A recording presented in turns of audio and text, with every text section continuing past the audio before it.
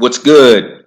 I'm back at it, and with this video, I know I'm going to be ruffling a lot of feathers. I'm going to be getting under a lot of people's skin, but anybody who's been watching me for a while knows that I really don't give a shit. Okay, I'm about to tell it like it is. Not gonna let anything hold me back. Not gonna sugarcoat shit. Okay? I'm gonna tell it exactly like it is. All right?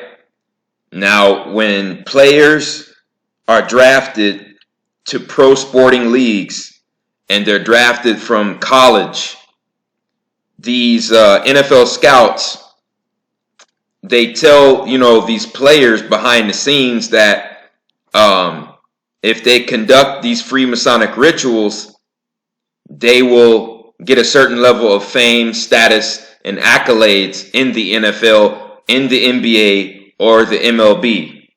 You see what I'm saying?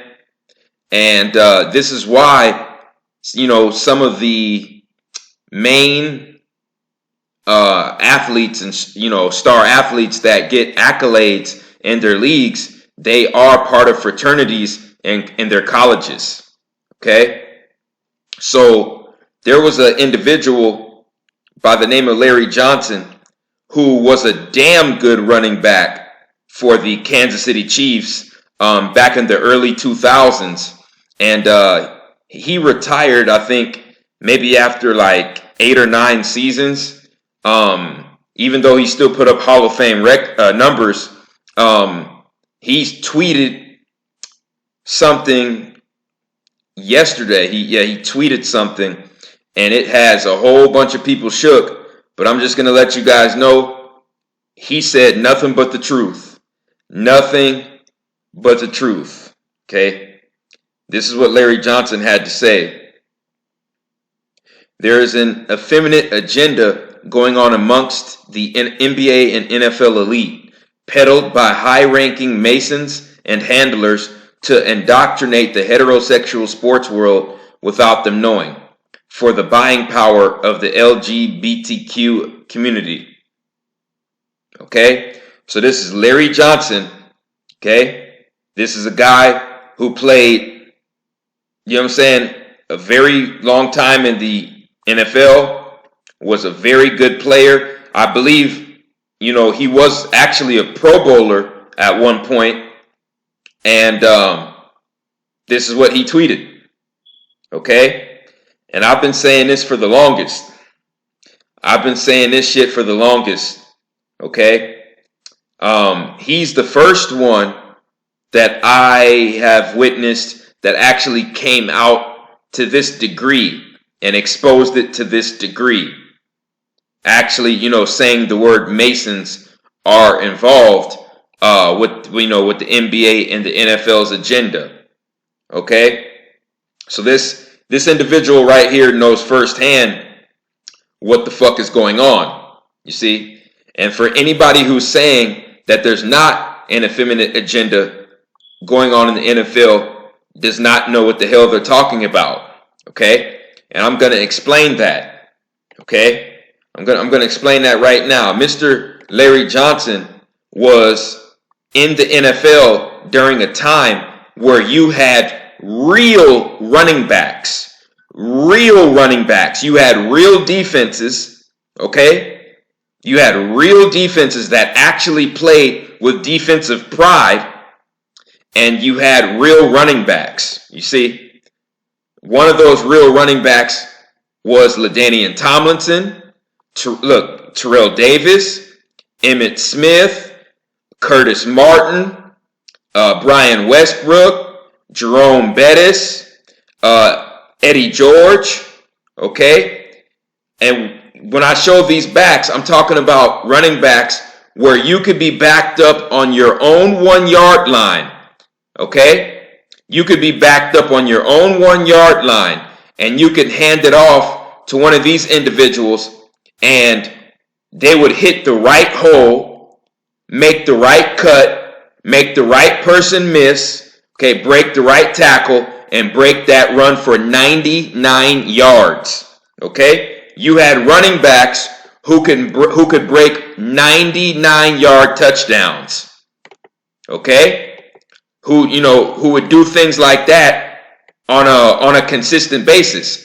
Even from, the mid 2000s to the 2010s, you had Adrian Peterson and you had Chris Johnson. Okay? They could do the same shit. You could hand it off to one of them you could be backed up at your fucking 1 yard line, and you could hand it off to one of these individuals and they could break the fucking run for 99 yards. Okay? So Larry Johnson was in the NFL during this time period where you had that level of talent. You see what I'm saying? And me personally, I wouldn't call any of these players right here effeminate. You know what I'm saying? They didn't play in a hesitant, feminine manner. You know what I'm saying? They played with a maximum level of pride and a maximum level of masculinity. Okay? That's what you saw from these individuals right here. Okay? And most of these people I showed you, they got blackballed. They ended up getting blackballed. Okay? The only 3 individuals who actually got rings was Jerome Bettis. That's probably because Jerome Bettis is a low-level Freemason. Emmitt Smith more than likely has to be a low-level Freemason. And the same with Terrell Davis. Okay? Larry Johnson never got a ring. LaDainian Tomlinson never got a ring. Curtis Martin never got a ring. Okay? Brian Westbrook never got a ring. Okay? Eddie George never got a ring. Peterson never got a ring. Chris Johnson never got a ring. Okay? So there is an agenda going on in the NFL, and if you do not sell out behind the scenes and undergo Freemasonic rituals, or if you do not abide by the effeminate agenda in the NFL as a black athlete, okay, you will be blackballed. You in some way, shape, or form, you will be blackballed. Okay? Larry Johnson is right. Larry Johnson is right, folks. And that's part of the reason why even before the Kaepernick situation, the NFL ratings were down, folks. And it's crazy because I've made videos before this going back to 2015 stating that NFL entertainment is dying. Okay? NFL entertainment is dying. Why is that? It's because it's not the same anymore. You know what I'm saying? They don't draft electrifying, exciting running backs like these anymore. The defenses are piss poor. Okay? The defenses are piss poor. They don't play with any kind of defensive pride. It's so obvious that the defenders are getting paid off to fuck up on purpose on the field. It's really sad to watch, because when I was watching the NFL when I was younger, what attracted me to the sport was dominant running backs that could take over games and change games, you know what I'm saying, in one play. You know what I'm saying? And the same with the defenses. Dominant defenses that prided themselves on, shutting down offenses. I mean, completely shutting them down. Holding them to 0 to 9 points on the board for the whole game. You don't see that anymore. You just don't see that. The power that's given to the referees, all of the excessive flags that are thrown against the defense just for them doing their damn job, I knew it was going to happen. I knew eventually the NFL ratings are going to fall because they're turning it into a pussified sport. And it was never created to be that, you know what I'm saying, to be that way. You see? But here's the thing, and here's how the NFL is basically just a branch of Caucasian supremacy, the Caucasian supremacy mindset. You see, if these game-changing running backs, if these electrifying running backs, okay, would have been a different skin shade, okay, there would be no effeminate agenda in the NFL, okay? The only reason they want an effeminate agenda in the NFL is because these running backs right here, okay, they played with an extreme level of masculinity, talent, and pride, okay, on an extreme level. And they don't want these running backs to take the glory away from the all-American white pocket passing QBs. You see? And I know it sounds crazy. I know it sounds fucked up, but it's the truth. Okay? It's the God's honest truth. And you also had defenders on defense, in the 80s, in the 90s, in the early 2000s. You had certain defenders where if you threw the ball their way, you could not 85 to 90% of the time, you could expect a bat down, interception, or the receiver would end up getting hurt. Okay? You had single defenders that would completely take a game over. You don't see that. You just don't see that anymore. And, it all ties to this right here. Professional sports being rigged. Yes, ever since sports betting became legal, all professional sports were rigged. But see, here's the thing. At least back in the day, it was fucking entertaining to watch. You know what I'm saying? I'm just keeping it real. Back in the day, it was still entertaining. I'm not even going to front. It was. But now, like I said, now it is not. It is not even entertaining. And I'm telling you right now, these motherfucking NFL owners, they have an agenda. They have an agenda, and their agenda is to neutralize the dominant black athlete.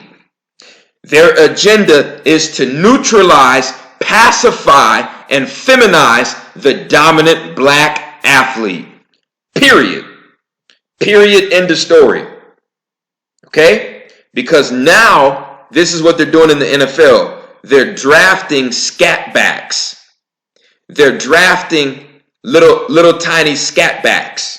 And here's the definition of a scat back. A small, lightweight running back valued for speed rather than power.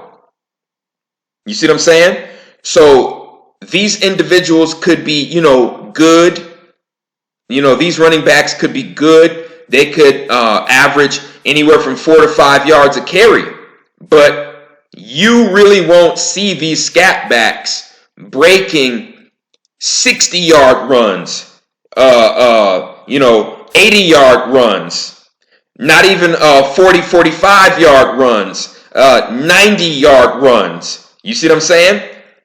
When you had these running backs in the NFL, that's what you saw. Okay? That's how it was. Okay? And the NFL owners conspired. Okay? They got together and conspired an agenda to neutralize, feminize, and pacify the dominant black athlete in the NFL, and especially the boisterous, outspoken dominant black athlete, they definitely blackball them. You know what I'm saying? Just look at Terrell Owens, Chad Ochocinco, okay? Even Randy Moss. Randy Moss never got a ring, okay? And I'm talking about, I just named Hall of Famers, you know? And these people right here, they make sure that those kind of athletes never get placed on Super Bowl teams. The only way the dominant black athlete will be placed on a Super Bowl team, okay, and be braggadocious is if you did something behind the scenes to show your allegiance to these individuals. Period. Okay? Or you underwent a Freemasonic sacrifice. Okay? So that's why you see these scatbacks being drafted, you see. They're trying to give the new era of the NFL, you see, they're just trying to give all of the credit to the stiff, boring, pocket passing QB. The stiff, boring, pocket passing QB. And you see the defensive coordinators are in on this shit too. So, you know, what you'll see a lot of is you'll either have 3 or 4 people going after the quarterback. You won't see any up the middle blitzes at all. You won't see any kind of special blitzes at all. You see, you'll just see a simple 3-man rush or a simple 5-man rush. And what this will do is this will give the stiff, boring pocket passer, it'll just give him 5 to 10 Mississippi to throw the goddamn football. And at that point, it becomes 7-on-7 backyard flag football. It doesn't even, in my opinion, it doesn't even become, tackle football anymore. It's stupid. And I just don't understand how the fuck is this entertaining.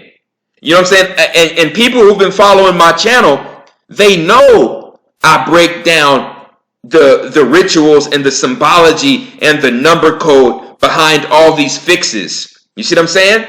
But even if I wasn't doing that, I would still say, I'm gonna always keep saying, this shit is not entertaining anymore. It's just not.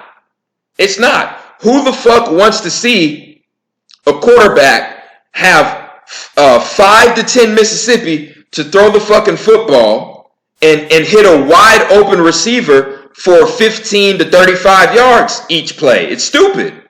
It's boring. Like I said, if this continues in the NFL, I'm telling you, eventually they're going to do away with the linemen. They're going to do away with the linemen, and it's just going to be 7-on-7. It'll just be 7-on-7 football. And it's really sad. They completely blackballed Michael Vick. I've heard some of the things that have been coming out of the mouth of Michael Vick these past few years. And I'm very disappointed, highly disappointed in Michael Vick. Michael Vick had God-given talent, and his talent was at such a high level. Only one word described it. It was just phenom, complete phenom. And what the NFL did to him was they took away his greatest prime years. They took away his greatest prime years of his career over this. You see? Over this shit. Not because Michael Vick killed dogs, but because Michael Vick's family members were fighting and torturing dogs on Michael Vick's property. They had no video evidence of Michael Vick fighting dogs himself. They had no evidence of Michael Vick funding the dog fighting. They had no evidence. Like I said, just check the records, folks. Do your research. Okay? Check what's on paper. Okay? So that just goes to show you, what these owners really think about the dominant black athlete in their league. You see? And we can even take this shit to college. Okay? We can even take this shit to college. Look at what happened to Reggie Bush. Reggie Bush, in my opinion, was the greatest running back in USC history. The greatest, most electrifying running back in USC history. And how did USC reward Reggie Bush for putting their school on the map? How did USC reward him? Oh, they said, "Oh, Reggie, you're accepting payments from NFL agents. You know what? We're gonna suspend you. We're gonna just ban you from the college property. We're gonna ban you from the college, and we're gonna vacate all of your records, and we're gonna vacate all of your stats for your whole football career at USC. We're going to completely forget that you ever existed. We're just going to vacate all your records and we're going to, just erase your entire history at USC. Just because you accepted money from an NFL agent. Do you know how retarded that is? Reggie Bush was going to go to the NFL any fucking way. Reggie Bush was going to go to the NFL regardless if he accepted money from an NFL agent or not. You see what I'm saying? So I just want to show, the subscribers just how corrupt your sports leagues are. And just how deeply this racism is rooted. You see what I'm saying? Because let's be real. Let's be real about this shit. You don't hear about college baseball players going through this shit. You don't hear about college baseball players going through this shit. You don't hear about college baseball players having to sit out because the fucking NFL owners won't give them what they deserve. You don't hear about that shit going on in the MLB. Why? Come on, man. It's not rocket science. It's not fucking rocket science, folks. And this is why, even if I never would have found out that pro sports was rigged, even if I never would have found that out, I still would have stopped watching this shit because it's not entertaining.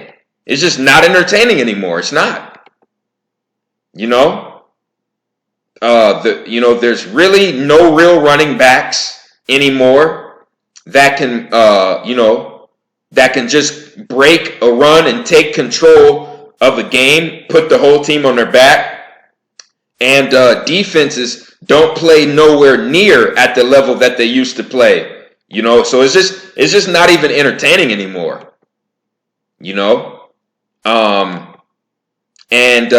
This right here for me was the icing on the cake. Yes, I broke this down. Yes, Colin Kaepernick is a Kappa Alpha Psi member. Yes, I still believe this situation was a psyop. But here's the thing. Even though Kaepernick, there's a high chance that Kaepernick is an agent, okay?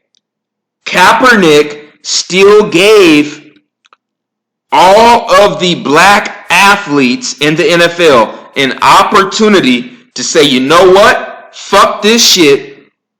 We're turning in our pads. We're turning our pads in.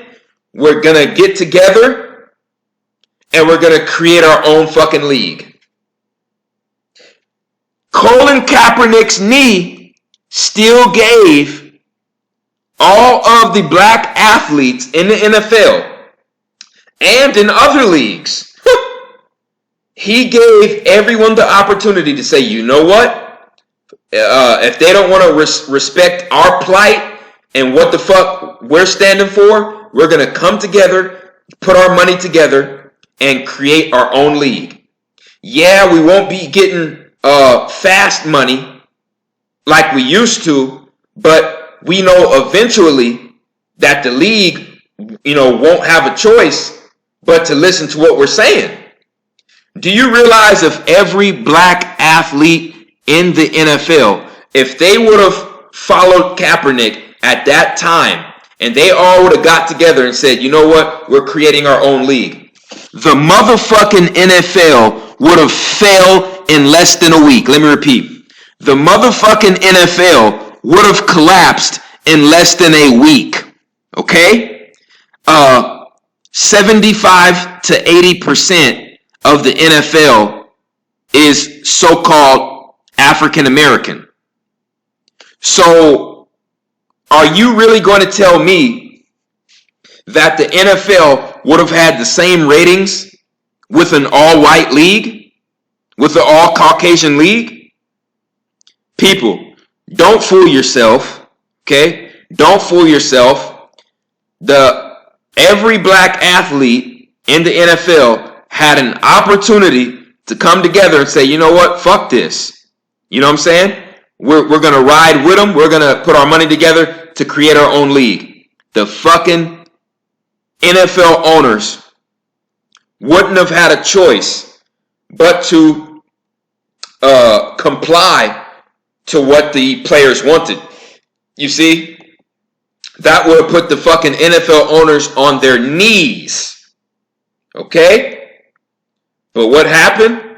Nope.